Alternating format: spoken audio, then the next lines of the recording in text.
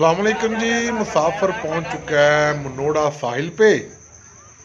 यहाँ पे काफ़ी सारी तामीरात हो चुकी हैं पहले की निस्बत, और बाकायदा टिकट लग चुका है।